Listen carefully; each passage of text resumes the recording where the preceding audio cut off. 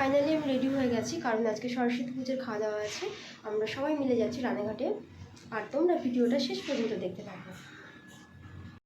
সবে আসলো, আর প্রথম ট্রেনটা আমি মিস করেছি, আর সব থেকে খুশি হয়েছে ও, কারণ আমাদের 11:30টার সময় যাওয়ার কথা ছিল, আমরা এখন যাবো 12:51 ট্রেনটায়। সবসময় ফোনে ব্যস্ত, রাস্তায় বেরোলে একটু চোখটা রাস্তায় দিয়ে হাঁটো নাকি?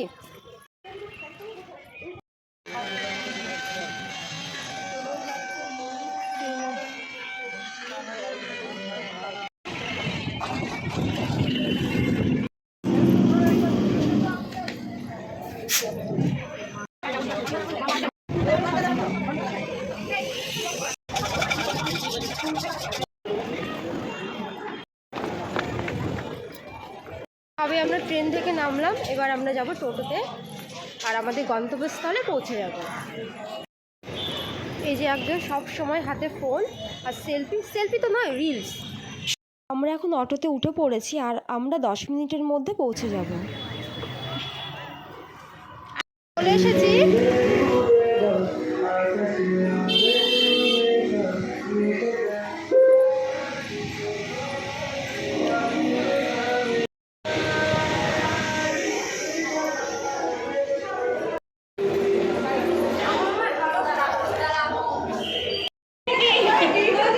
আমরা যে প্রত্যেকে এখানে উপস্থিত ছিলাম, তার জন্য আমাদের প্রত্যেকের নাম লিখতে হয়েছিল, আর আমার নামটা মৌসুমি লিখে দিল। এখানে হচ্ছে প্রত্যেক সুন্দরীগণ উপস্থিত ছিল, মনে হচ্ছিল যে সুন্দরীগণের মেলা বসেছে, কারণ এখানে প্রচণ্ড ভিড় ছিল বলে আমরা এখানে এসে বসেছিলাম, আর এখানে ডান্স প্রোগ্রাম সবটাই চলছিল।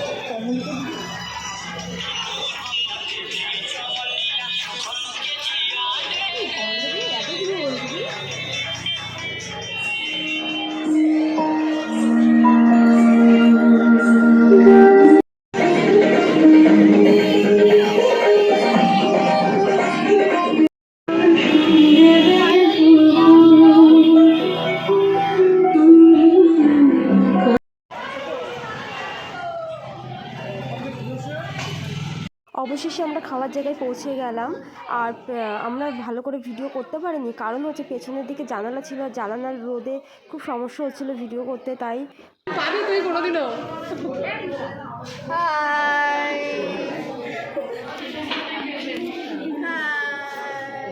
কি ভালো লাগে। আজকে খাবার ছিল বাঁধাকপি, খিচুড়ি, ফ্রাইড রাইস, আলুর দম, চাটনি, পাঁপড়, আর হচ্ছে মিষ্টি। আমাদের খাওয়া কমপ্লিট করে আমরা হাত ধোয়ার লাইনে দাঁড়িয়ে পড়েছি, কারণ আমাদের খুব তাড়াতাড়ি বাড়ি ফিরতে হবে। এবার আমরা এখন বাড়ির দিকে যাব।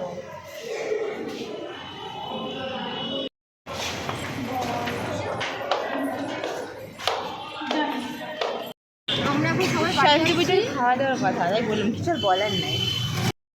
এই যে আমাদের বর্ণালী খুব খেয়েছে, ও বলছে 1 সপ্তাহের খাবার খেয়েছি, বাড়ি গিয়ে 7 দিন খাবো না। আর আমাদের মৌসুমিটার তুলনায় হয় না, ও হচ্ছে মানে এই সরস্বতী পুজোর খাওয়া খাবে বলে ও 3 দিন ধরে উপবাস, ও 3 দিনের উপবাস, আজকেও পেট ভরে খাবার খেলো।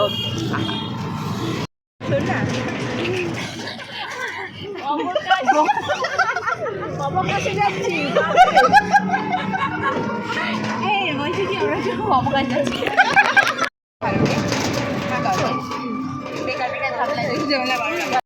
আমরা এখন রওনা দিলাম অবকাশ, তাই তো?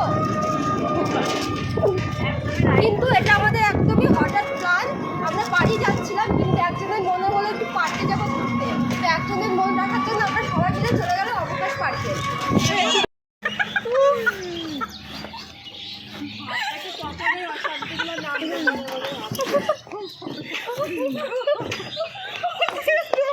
সবাই এত খাওয়া খেয়েছে যে ছোট থেকে নামতে পারছে না।